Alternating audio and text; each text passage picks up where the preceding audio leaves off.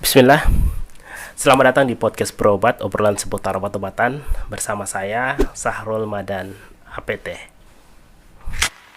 Berobat, obrolan seputar obat-obatan. Jadi pada kesempatan yang berbahagia ini saya coba untuk bercerita ya, berbagi pengalaman yang saya lakukan di apotik ya, ketika menghadapi masyarakat atau pasien yang datang ke apotik itu untuk mengobati dirinya sendiri atau untuk swamedikasi.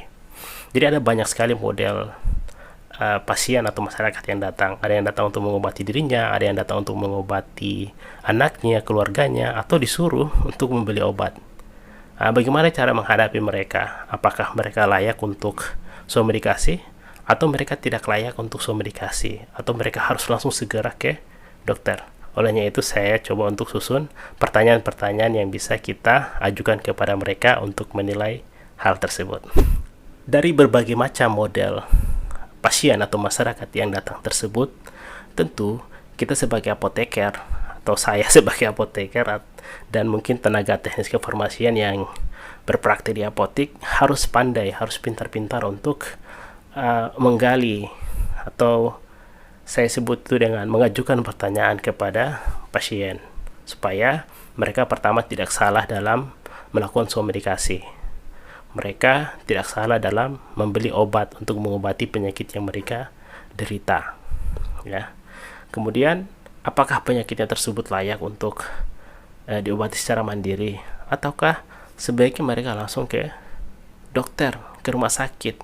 Karena penyakitnya sebenarnya penyakitnya itu parah atau tidak layak untuk diobati secara mandiri. Dari berbagai pengalaman berinteraksi dengan pasien tersebut, saya coba untuk menyusun pertanyaan. Jadi pertanyaan ini saya coba singkat ya. Saya singkat dengan sebutan SUGOSA. Ya, SUGOSA. Sebenarnya kalau kita coba cari tahu di internet atau kita baca buku, cari tahu di literasi, ada banyak sebenarnya metode yang bisa digunakan untuk membantu pasien melakukan swamedikasi ini. Tetapi saya coba susun saja berdasarkan pengalaman saya. Jadi saya singkat dengan SUGOSA. S-nya itu apa? S-nya itu singkatan dari siapa yang sakit. U, usianya berapa? Kemudian G, gejalanya apa saja? O, obat yang diminum itu apa saja, siapa tahu dia sudah minum obat sebelumnya kan. Kemudian S, sudah berapa lama sakitnya atau sudah berapa lama gejalanya tersebut muncul.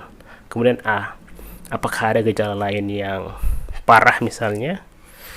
Yang terakhir ini adalah pertanyaan tambahan. Kalau misalnya pertanyaan-pertanyaan sebelumnya itu kita belum bisa membantu mereka untuk memilihkan obat yang sesuai. Jadi apa tadi? SUGOSA.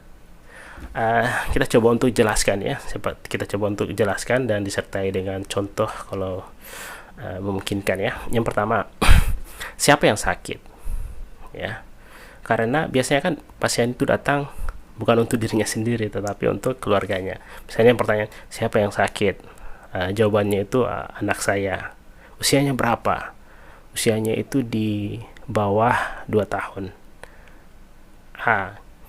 Kalau untuk usia di bawah 2 tahun, ini sebaiknya tidak melakukan swamedikasi, tidak melakukan pengobatan mandiri. Sebaiknya dia segera ke dokter praktek, puskesmas. Ya. Kalau misalnya selanjutnya kita bertanya gejalanya apa saja. Misalnya gejalanya demam. Kalau misalnya gejalanya demam, maka kita bisa bantu sementara dengan memberikan obat paracetamol sirup misalnya, atau kita bisa bantu dengan menyarankan obat plester penurun demam ya untuk anak di bawah 2 tahun. Tetapi tetap kita harus sarankan dia untuk ke puskesmas atau dokter praktek. Apalagi jika kita coba tanya kembali obat yang diminum apa saja. Katanya sudah minum obat paracetamol tapi demamnya belum terkendali. Kalau misalnya dia datang di malam hari misalnya, pada saat itu rumah sakit puskesmas tidak buka misalnya, kita bisa sarankan untuk paracetamolnya diminum, jadwalnya disesuaikan, atau di setiap 4 jam misalnya, atau setiap 5 jam dengan dosis yang tepat, dengan takaran yang sesuai, sambil menunggu keesokan harinya untuk pergi segera ke dokter praktek atau ke puskesmas. Kita juga bisa menyarankan kepada dia untuk menggunakan termometer, mengontrol panas dari anaknya, mengompres dan sebagainya. Atau misalnya dikhawatirkan demamnya tidak terkontrol, ya kita langsung sarankan kepada dia untuk segera ke puskesmas, ya, ke rumah sakit, ya, ke IGD-nya. Apalagi kalau kita sudah berapa lama, sudah 2 hari, wah parah. Jadi kita harus segera sarankan dia ke rumah sakit, segera ke IGD. Kemudian apakah ada gejala lain yang parah? Apalagi kalau misalnya ditambah dengan gejala mual-mual atau muntah-muntah, wah bahaya. Jangan sampai demamnya meninggi kemudian kejang, ya. Jadi ketika kita menemukan kasus seperti ini, maka kita sarankan untuk segera ke rumah sakit, ke IGD rumah sakit, atau ke dokter praktek, atau ke puskesmas, ya, karena dia tidak layak untuk swamedikasi atau pengobatan mandiri. Kita hanya bisa membantu untuk mengurangi gejalanya pada saat itu saja, supaya tidak bertambah parah. Jadi seperti itu kira-kira pertanyaan-pertanyaan yang bisa kita ajukan, ya, untuk membantu pasien dalam melakukan pengobatan mandiri. Saya kira cukup, ya, sampai sini saja untuk podcast berobat kali ini. Semoga bermanfaat. Jangan lupa untuk follow akun kami Sahrul Madana PT untuk update informasi lainnya. Terima kasih. Assalamualaikum warahmatullahi wabarakatuh. Berobat, obrolan seputar obat-obatan.